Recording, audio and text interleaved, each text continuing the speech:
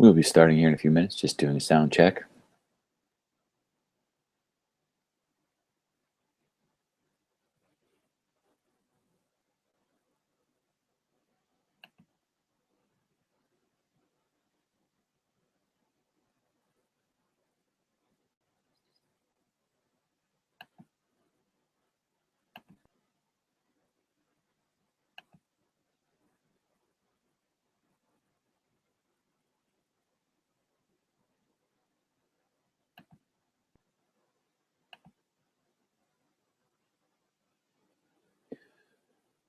We're doing a sound check here. Testing, testing, sound check. We will start here in a few minutes. Thank you.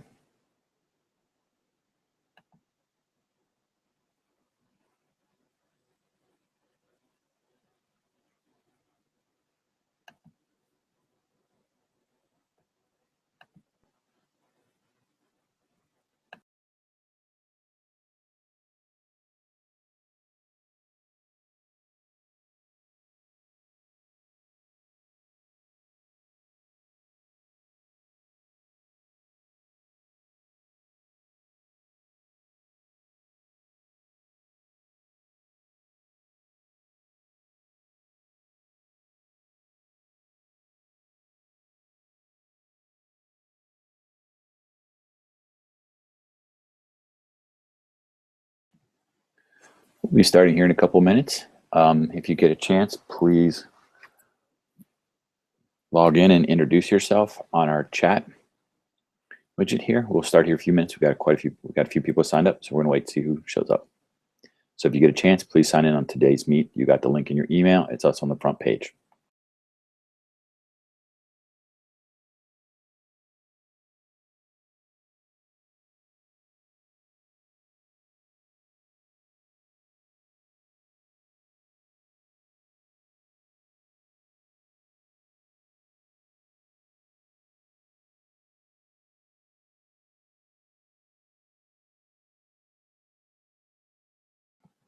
Also doing a sound check, so if you could go ahead and log into the chat and let me know that you can hear me.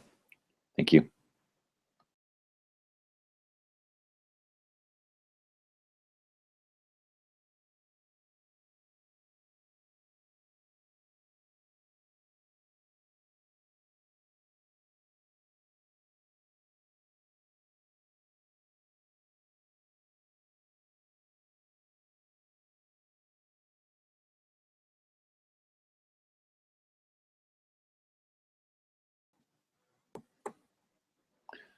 So doing a sound check.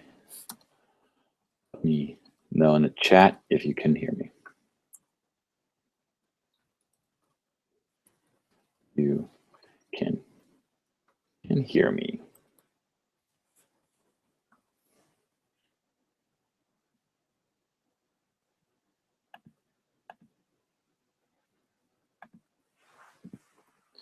Okay, good. Kim can hear me.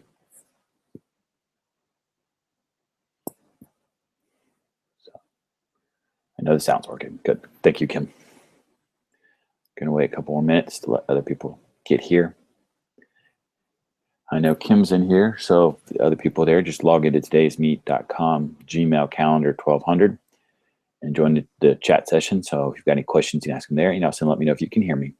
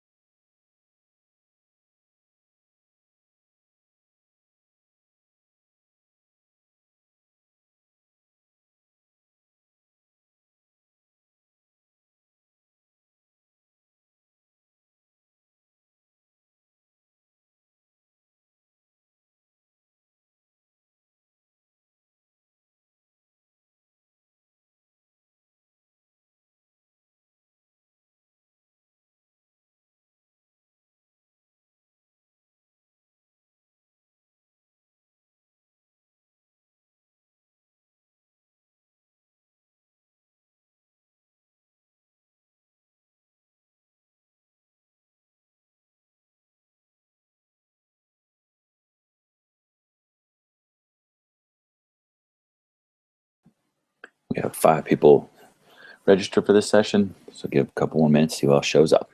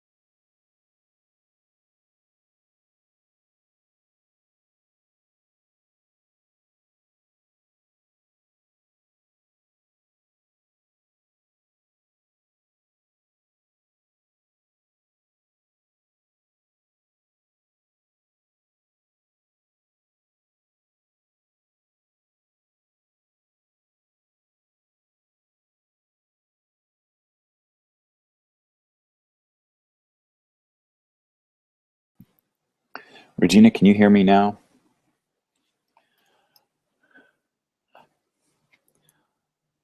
I am talking now, Regina.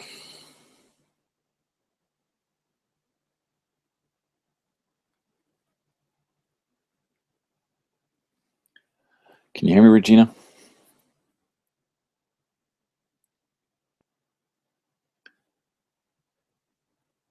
So, my name is Jason Whited. I'm an instructional technology consultant at East Carolina University. Good, Regina can hear me.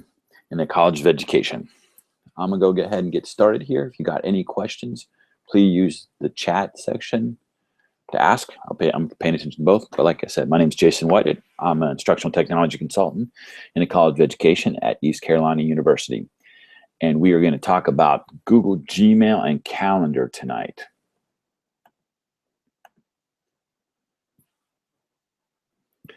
All right, so let's go ahead and get started.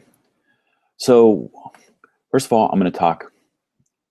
First of all, if you want to download the presentation, click here and you can see it. I've seen somebody's jumped in. You follow along with me, so feel free to do it.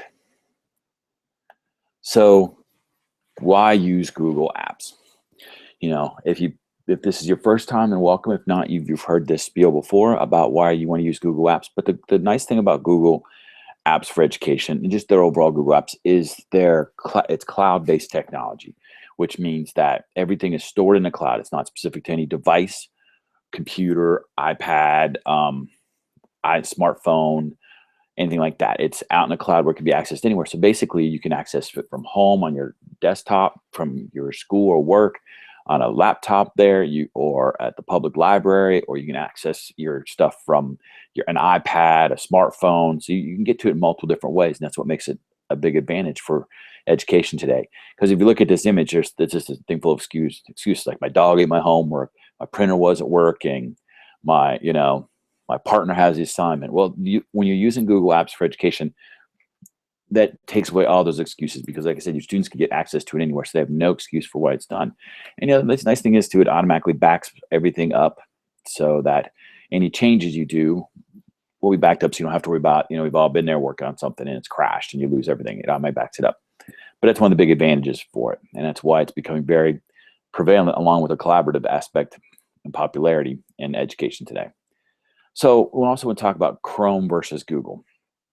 Now, when you're looking at my browser here, which I'm showing you with my presentation, up in the top corner it says Jason. That means I'm signed into Google Chrome. When you pair that with Google Drive and stuff, then that really gives you some very powerful tools that someone will talk about later. But it means that anytime I'm signed into sign into Google Chrome, I have access to all my bookmarks, my extensions and apps. It just looks the same as anywhere. So I have that's a really big advantage, especially with bookmarks. Now, when I'm signed into my Google here, my Google account, which you see my private account here, then that means that I'm signed into my Gmail, I'm signed into my Google Drive, so I have access to that stuff. So anything I do or create will automatically be backed up into my Google account. So I come over here and I want to create a new document. It automatically backs up to my account. So you can't really create an account without the document, but it automatically backs it up. So that's one of the nice things. And then, like I said, when they're paired together, you have the advantage of these are called extensions up here. And some of these are specific. These few right here are specific actually to Gmail. And you have that ability. So that's just a quick overview of Google Apps and Google Chrome and stuff like this. But let's talk about Gmail. So what is Gmail? Gmail is a free advertising supported email service provided by Google. So basically, it's free email. Now, you have lots of options for using email. You've got Gmail, you've got Yahoo, you've got there's so many out there. There's really too many to name. Plus, a lot of private organizations have their own mail. Like I have one through Outlook, like Hotmail and stuff like this. But mine's City University Outlook. But a lot of educational fields or educational schools, districts are going to a Google-based mail system because of Google Classrooms and other things because it's free and enables you to tie into everything. So it's really taken off in the education world. So, and one of the biggest advantages of Google is, like I said, it's free. And it's free because it's advertised supported. I read an article a month or 2 months ago, and it was talking about the revenue that Google made off its advertising. It greatly exceeds what NBC, ABC, CBS, and Fox combined make. So that's how they have the ability to offer all this free stuff is through their revenue. So when you look in your Gmail and you see those little ads, it's supporting education and their other opportunities, your free email. So let's go ahead and look at your Gmail account and how you customize and stuff like this.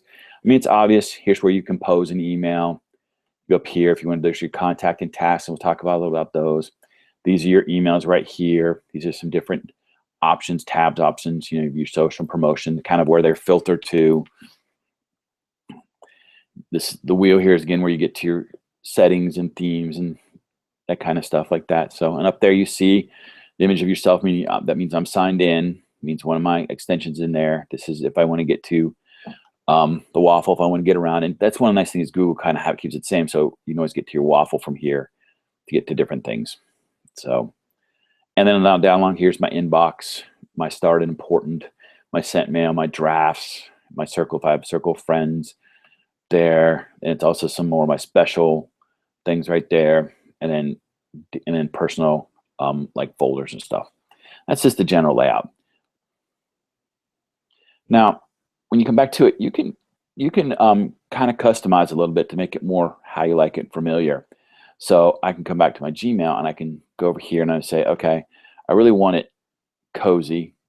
That's the current view, but I can drop down to compact, which really makes it smaller, or I can go back to comfortable for larger displays. So, you know, I'm on a laptop here. So really to see more of the email, then I want to go to the compact view. But on my iMac at work, I really like the comfortable level. You also have the option of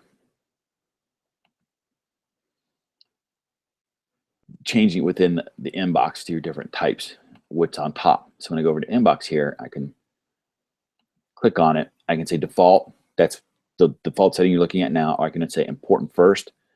So anything I have marked important would be first. Or I can come here and I can say, no, I want unread first. So on my unread, and this could be some that are considered social, some that are considered advertisements. So it kind of just puts all the unread ones first. My starred first. So anyone's have starred that I'm keeping right there. Or my priority inbox if I set one of those up, which is starred in one of my labels or folders. But I'm gonna go back to default. That's just what I like best. Now, if you have any questions, feel free to get onto the chat with me. I'm monitoring it so I can answer your questions. I also want to apologize. I've had a little bit of frog in my throat, so if I cough a little bit, I apologize. So let's go now to more personalizing, and that's themes. And this is really nice that I can go over here and say, because instead of looking at um, the same old just white, I could say, you know what, this is a great one of my favorite pictures of my kids on the beach. And now I can save it. And there you see my kids in the background there. So you can do that. So, and you can do different pictures and stuff like that. Just do themes, whether your own or you can use one that they give you. But I'm a stickler, and I kind of just like the old default method. So I'm going to keep it there.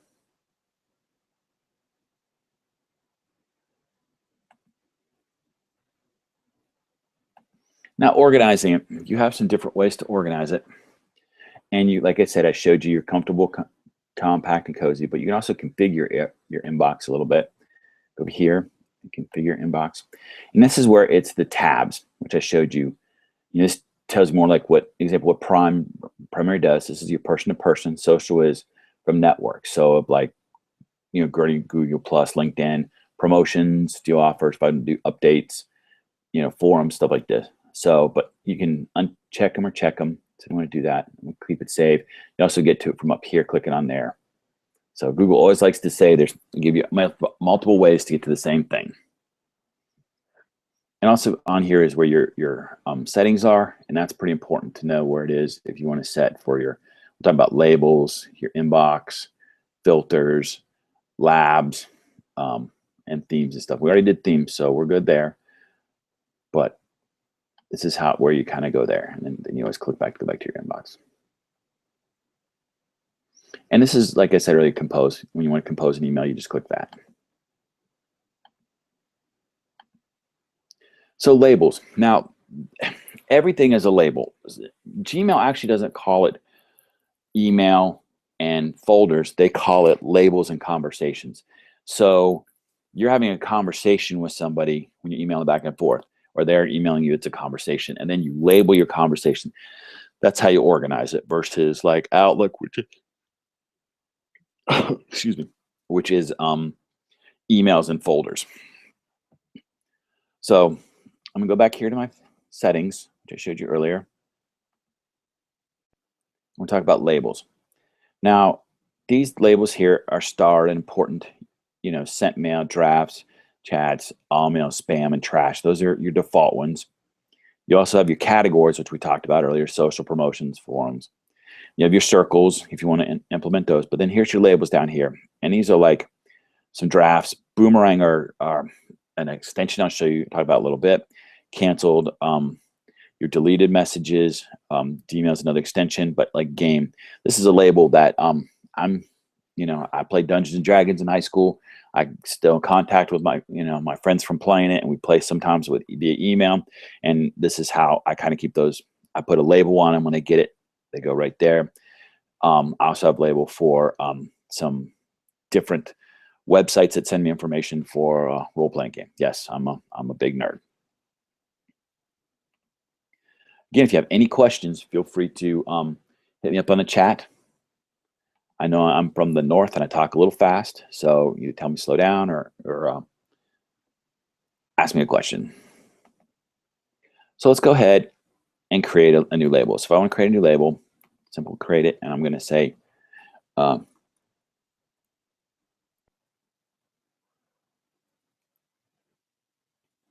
evening. And I can nest the label if I choose under, if I want to nest it into PD. So it's going to stand there and say create. So now you go to PD and you see I have evening. So what I can now then do is go to my inbox. Actually, go back to settings here.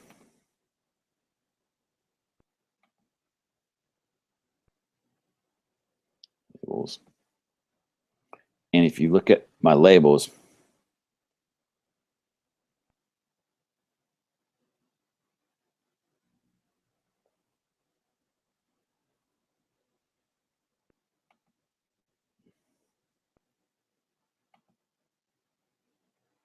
but then I can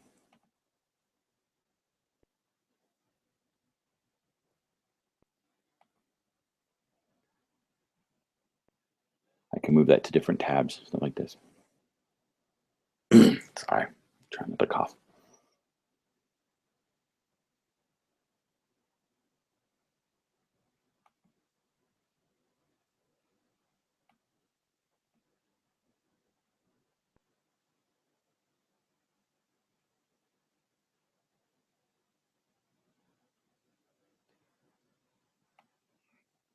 All right, so go back here to your labels, and then any incoming mail I can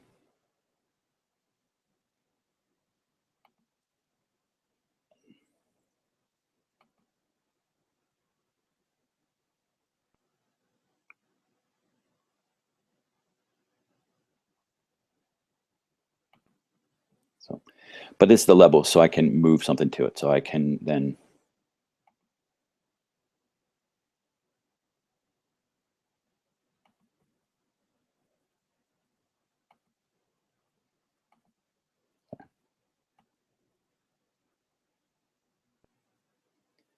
move to evening. So now when I go to evening, I have my Dropbox. So it's real simple to do. So that I can start moving it, and then it'll start putting it there. So there, it'll help you get organized. Again, play around with it and look at it. So starring is pretty, basics. You get the starring actually over here in your drive too. So I can go through here and say this is going to be important to me, and I'm going to add a star to it so that I can always see my starred thing. So Google has said, look, we can do that here. So I can say, okay, anything for my Google Forms is going to be starred. And so then when I go click on my starred label, it'll pull all those through. So when you get, like I said, you can say, okay, look through here, anything from G2, I'm going to put down into evening. So just quickly drag it over there, and now those labels are associated with it. So that's labels and starred. Now, filters are pretty nice. They enable you to organize it better in the aspect when I go back over here to settings, go to filters and blocked addresses. And as you can see, when you create a new filter, say matches, and it'll tell you what to do. So if it matches here from my old email address, I delete it. From one of the sites I follow that sends out information, it sends it right there. For my gaming stuff, it marks it as important. Stars, it marks it as important. From this one, it takes it to personal.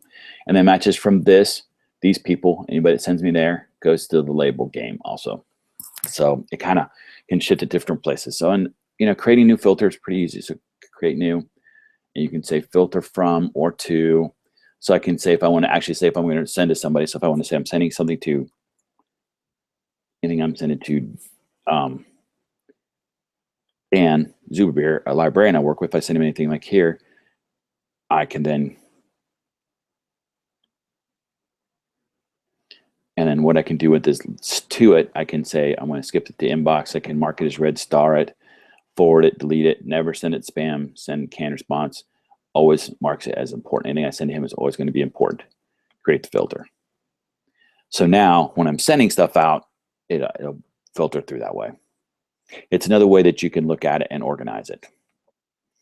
So you can send it by certain people, groups.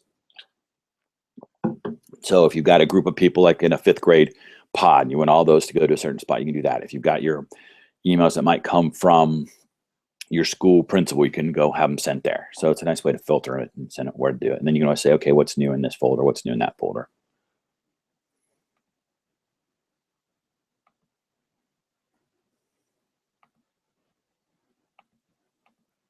Contact groups. Now, it's really easy when you create an email to just compose and type in my buddy Dan.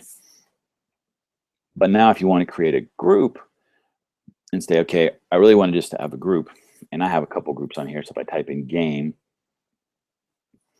there's Chris and Doug and stuff like this. Some of my friends, I can send it to there. But it's real easy to go over here to Gmail, contacts.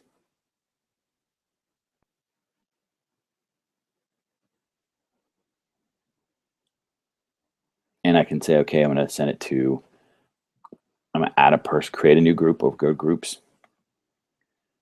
create a new group, enter it as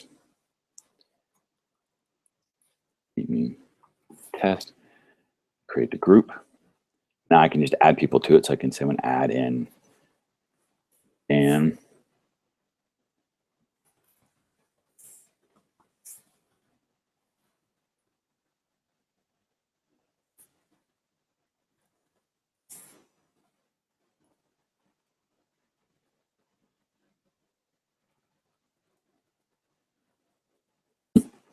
Okay.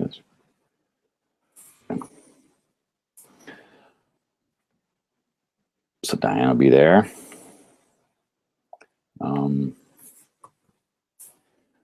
Doug will be there.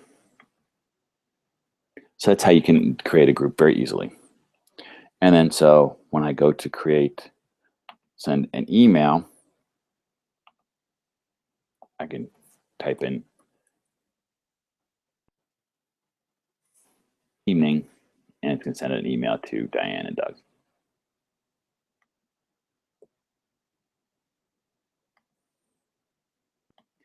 Now, one of the things I like is attaching files. This is a pretty neat thing that Google allows you to do, because when you attach a file, so let's go here to let's compose a new email. I want to send it to myself. Oops. See, they call it a message or a conversation versus an email.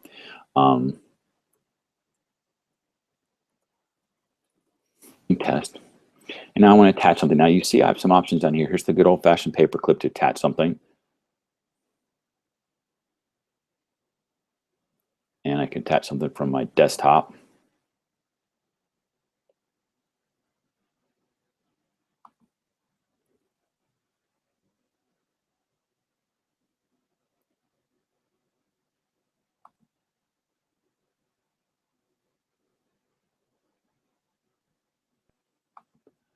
So now there's a copy of my transcripts attached, will be attaching there. But I also have the option now of either going to Dropbox or Google Drive. So now I can click here using my Google Drive. And now when I get into there, I can share something.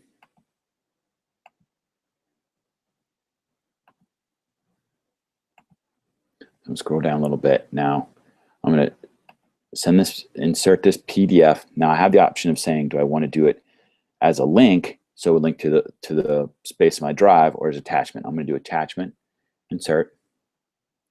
So now I have the designs there, but let's go back to my drive and let's find presentation. And we're going to send this presentation, and this will just give you the link to the presentation, because it doesn't give the actual attachment. So there, sharing the PD challenge, it's a link to that. Copy the transcript there. So it's different ways. So, and the same thing with images. Insert photo. I can insert, my kids one, insert there. Or I can do the actual drag and upload one, where then I would find a photo and drag it in there and do it as inline or an attachment. So it just, they make it really easy in different ways to attach stuff. And then the nice thing though is if you have a bigger file, if you're using links, first of all, using anything Google. So if you're using links for a presentation or a document, stuff like this, that does not take up any space on your email. So it can get through any kind of, there's no size limit on it, because first of all, Google doesn't charge you any size space in your Google Drive, and it's just a link to it. So if you have a bigger PDF you need to send or something like this, store it in your Google Drive and share the link. They can always download it from your Google Drive. They have that option so that they can get to it, but that way you're not having to, is it too big or whatever. So it makes a nice way for you to share your information and share attachments. So another nice thing is downloading attachments.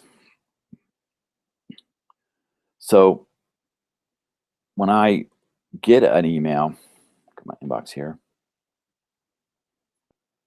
and here's an attachment, this here that I got I sent myself. And it's really nice though, because here it says show on drive. So that means if I click on it, it's going to show me in my drive where it's located because I've already saved it there. Because my email attachment, I have the option of downloading it or save to Dropbox. And the first time it says save to drive. So I can automatically save it there so I have access to it from anywhere, which is really nice. And then, like I said, because once it's in your drive, you can have access to it from your iPad, work computer, home computer, public library, wherever you get to the internet, you can get to it.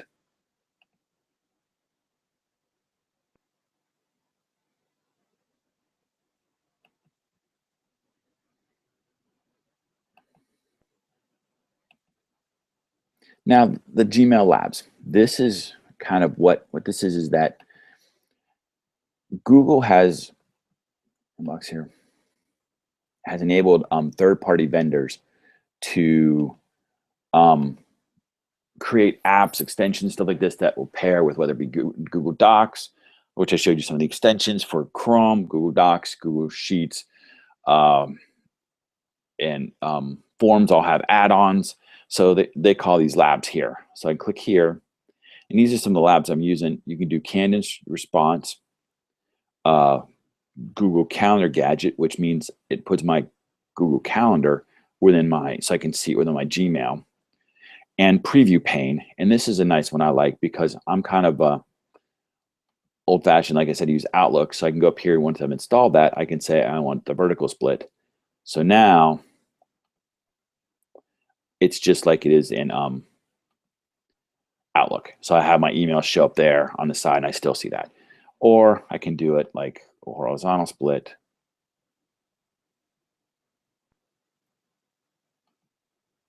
Below, or again, I can go back to the default of no split.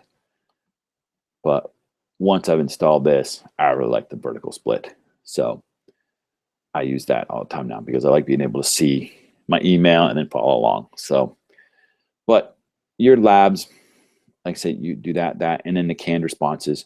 And that's kind of what that does is you can create a canned response if you get something. So you might have a parent have your email, and when they email you, you might set up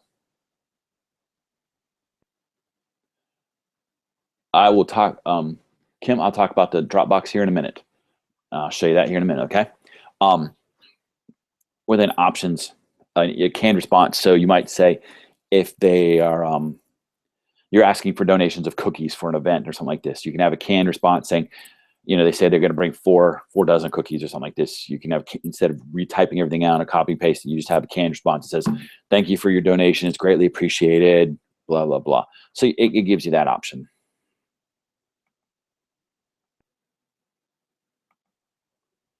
So let's show conversations. That again is in your settings. And general.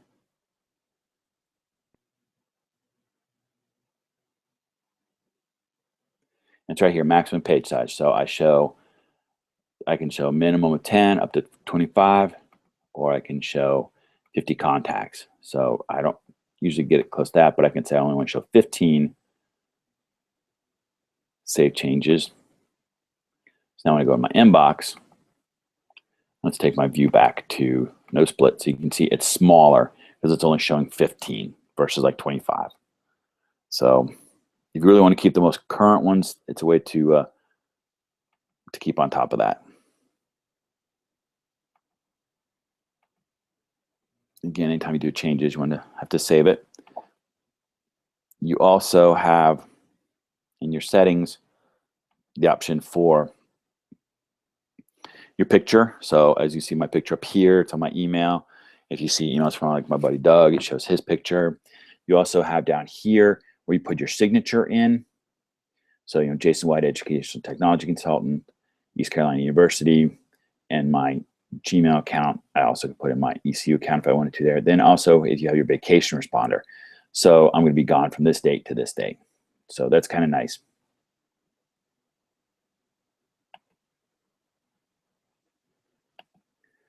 And like I said, canned responses are nice. I'm going to go down here to my email.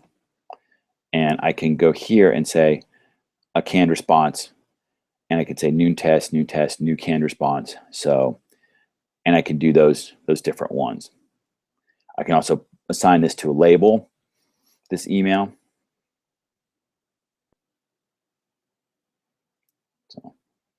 So it's, you have those options down there too.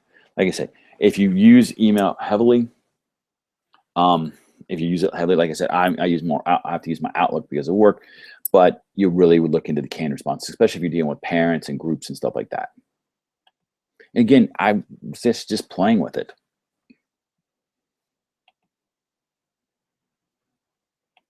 Now, one of the other nice things though too is we talked about vacation is the undo send. So I'm gonna go back here over to my settings, and this was a lab for a while, but what they realized was so popular is that you can send cancellation period up to 30 seconds after you send an email. So that it kind of slows your email going out a little bit because it gives that time frame of like you send, it's like, oh, I meant to say something, so you can cancel it right away. So if I'm looking at the email, you also have to send later, you can cancel it. So I'm not going to send this, but it's a nice little way to call it back and stuff. Now, I was talking about add-ons extensions for Gmail, and this goes to your Google Chrome. So to answer your question, Kim, is you have to have Google Chrome to have this. So once you do it, if you look across up top here, right there is my Dropbox for Gmail, my movie note, Just Not Sorry, my Boomerang, and send this link with Gmail. Like this one's really nice to show you. What this one does is this one will automatically, when you click on it,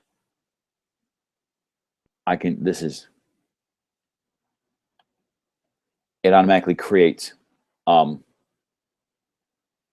link to where I'm at. So if you find a web page or something that you want to send the information to somebody, click that there, and it'll automatically send it out to you.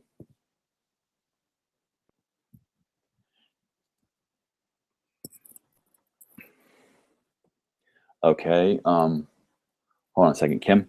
Let me talk about this and we'll come back to canned responses. So, but these are some of the extensions that you want. Boomerang, when you look back at your email here, you have the option of boomeranging this in 2 days. So it'll send it again automatically. If they don't, so if you click on boomerang,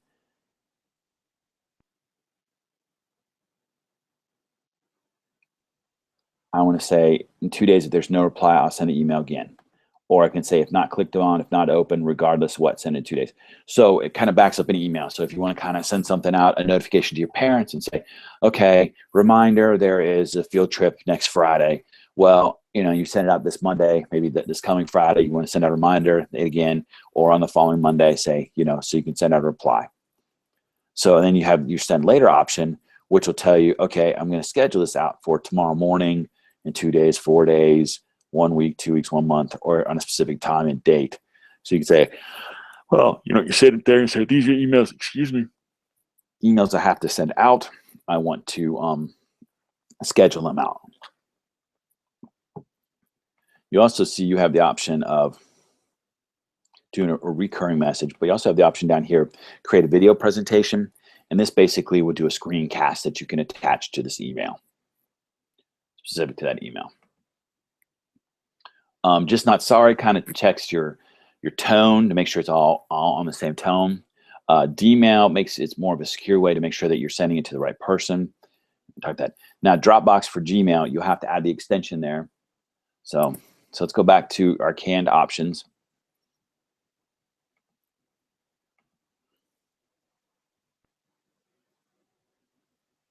Oh, let me minimize this.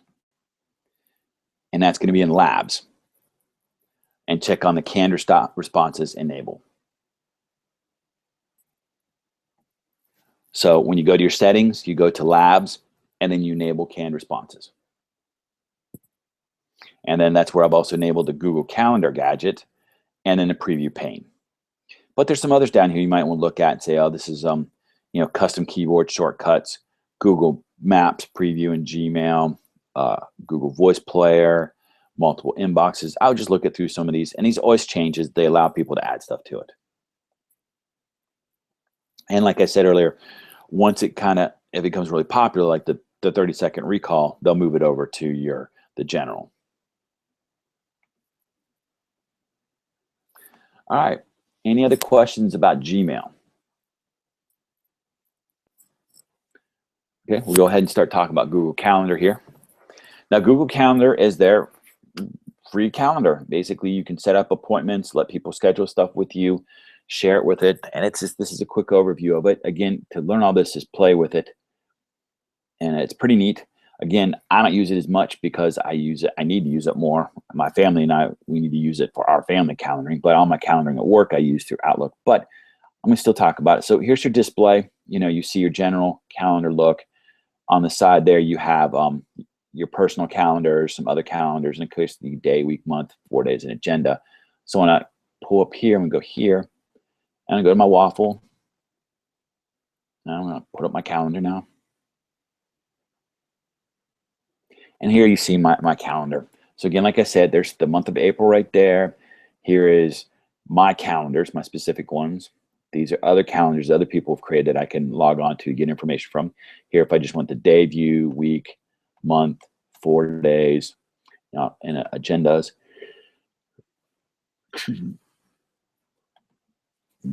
So you have those. So I always like the week one.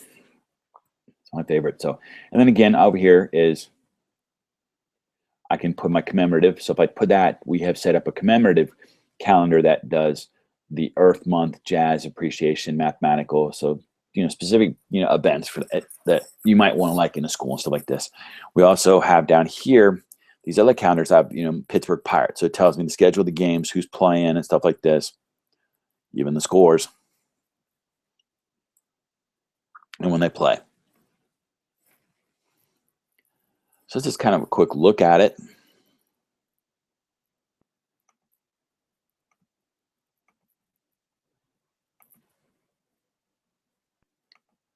So events, events are just, you know, your scheduled things. Okay.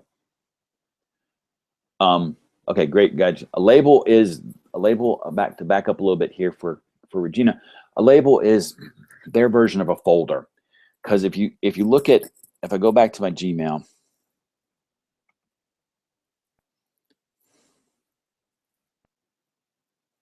they call it a conversation.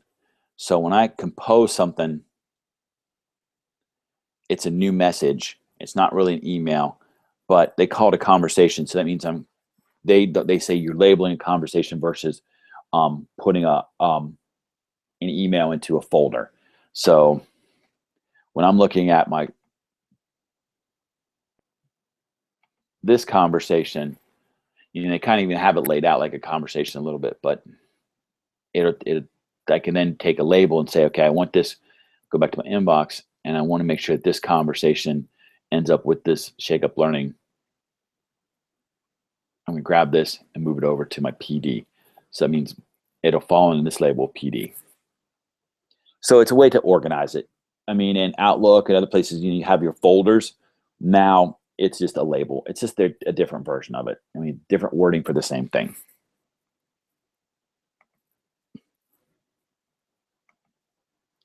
So let's go ahead and creating an event. Real easy. So all I need to do is go ahead and let's go Friday. Click right here, 5 to 6. You know, I can title it evening and create it. Real simple. Or I can edit the event. And this is where it's nice to edit. You see the time and stuff up here, the title of it. But this is where I can say location. So I can say I want to do Spate, like where the College of Education is located.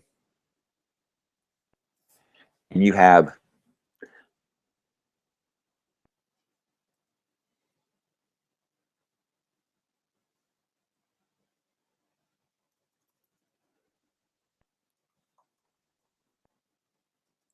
different Spates there.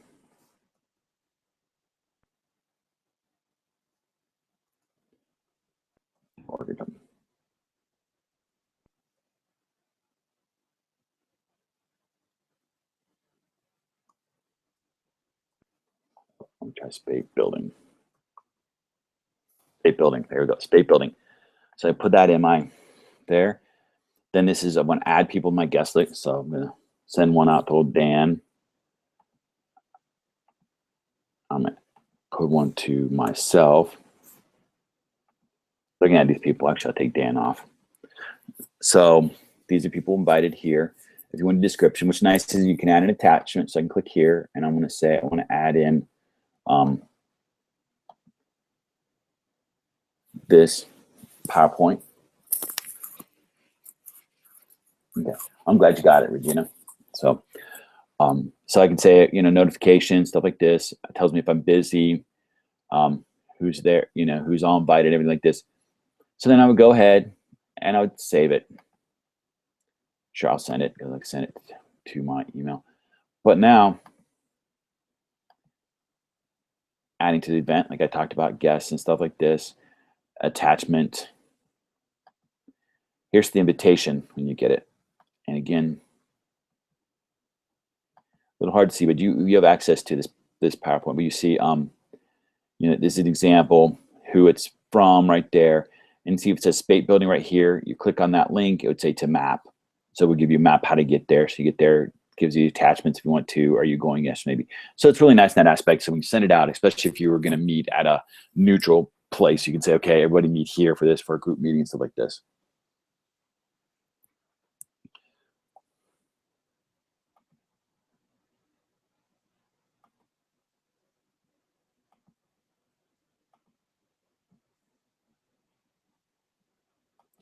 Now tasks. Tasks are easy for you to, and Gmail has tasks too. So we can go over here, and when I go up here, I can create a task. And I can see those are the same tasks that are tied into my calendar. So if I want to create a new task over here, I'm going to say,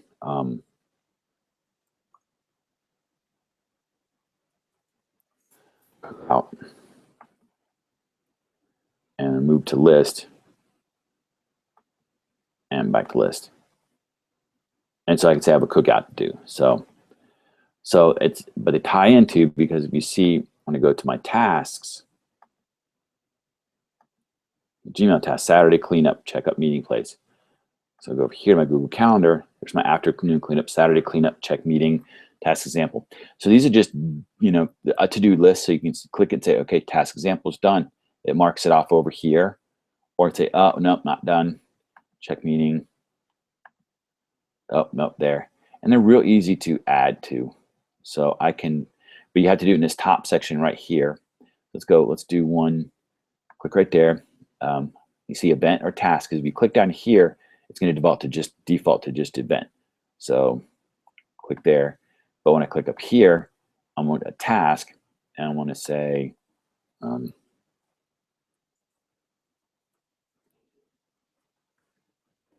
let me create the schedule for the, let's say, agenda. So I've got to create the agenda for the morning meeting at some point tomorrow. So create, and there it is, morning meeting. So it also shows up over here, and I go to my Gmail, and there is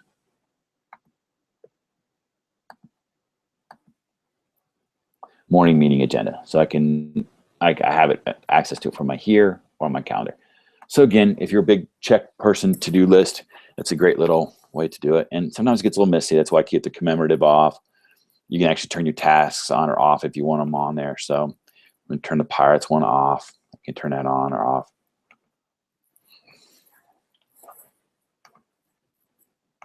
Now you can share your calendar, and that's real nice that you can make it public or share with specific people. So I go to my calendar over here. I can go to settings, and then I can say, here's my general settings. So this is kind of my language, your time zone, format, events from Gmail, add them automatically, only me, that kind of stuff. Again, read down through it, look at them. I can calendar background. I could choose an image. So again, I could go to my favorite kids picture, select, and when I go back out to calendar, so did not save it. Save. It's in the middle there. So again, you can personalize it. Let's go back out here to calendar, to my settings.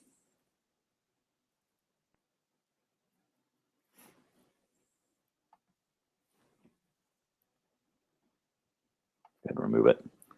So now it's just, and you can do your scale to fit, tilted, centered. So, so now when I got to make sure I save it, it's back to how it was.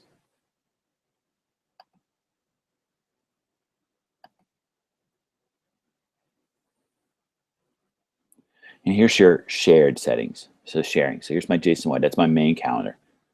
So I can click on that.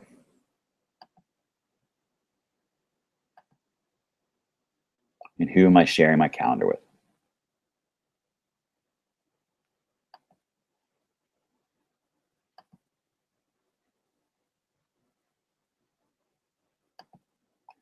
So you can see I've shared it with an old faculty member. I'm sharing it with my ECU and my G. So those are all people who can see stuff I'm shared it with. And I can also make this calendar public so that you can search for it. You could search for WhiteAJ77 Gmail, a calendar, and you could add stuff to it, look at it, and see what I'm doing, if I'm busy or not. So I can give you rights to add to it.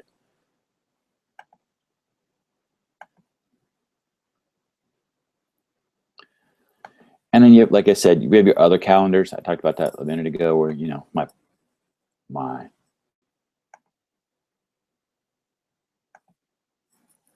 days of the year, Pittsburgh Pirates. So you can find these. If you go here, you can search for different ones. They're just kind of interesting. You can import somebody else's calendar, put it there, but you also can add a friend's calendar. So if you knew a coworker's calendar, you could add that to them. But like I said, browse by interesting calendars, and there's a whole list of them here. There's holidays, sports, more. So you can, just to make your Google Calendar a little interesting.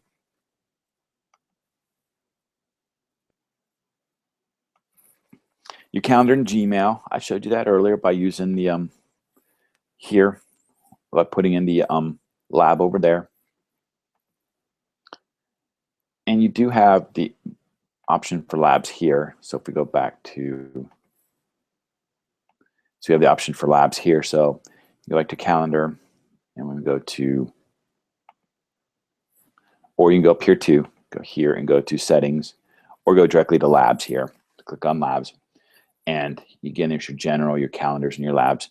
But you can say, okay, I've enabled the hide the morning and night, so it doesn't show there. I could do, you look at these different ones. There's not as many for this as there are others, but you can look through and see if any of these would interest you.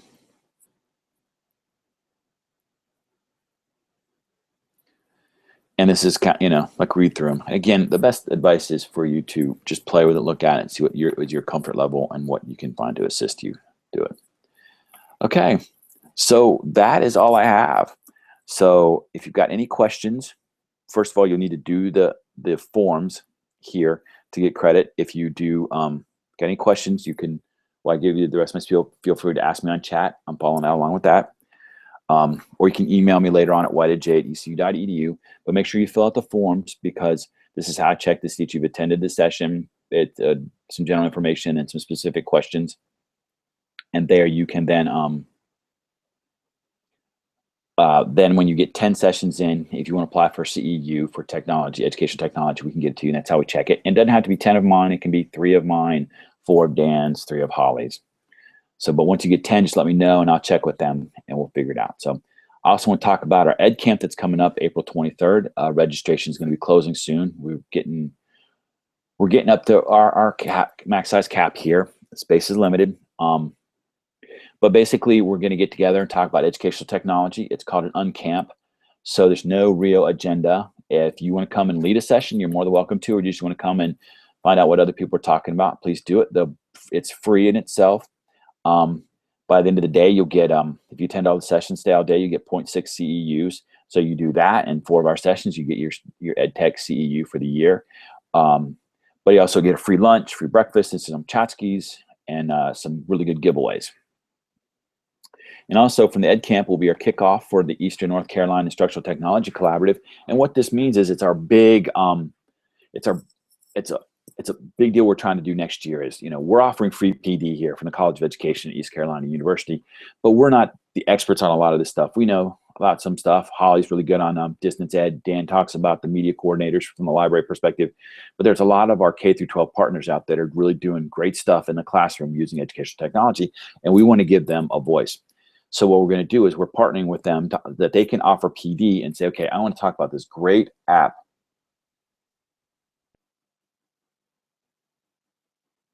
No, Kim, labs is different from labels. Labs is more like experiments and things like that. The way I understand it is it means that it's not built in, but it's an extra attachment to it. So that's why those are a little different. So, and it'll go along with what we're doing this year. So if somebody from Craven County wants to offer some PD on a great app or like Google Drawings, they did a session at NC Ties on that. I would facilitate it, and if you did that session, it would still go towards 1/10 towards your CEU credit. And then once you get 10 from that, but we're trying to bring more voices, more partners into it. And long term, we want to try to build this network of where different people from around Eastern North Carolina are offering PD that would be very applicable to our K through 12 partners, because they're the ones in the trenches doing it. It not only benefits those who take it, but those who that give the PD, have the sessions. I know that a lot of the new, when they get evaluated by their principals or directors and stuff like this, they're going to say, what have you done, to further the field of education, something like this. And this is a great way to put in there, I've done this. And so if they came back and said, hey, Jason, I'm going to meet there. Can I have some documentation? I did it. We can create something for you that. So, okay.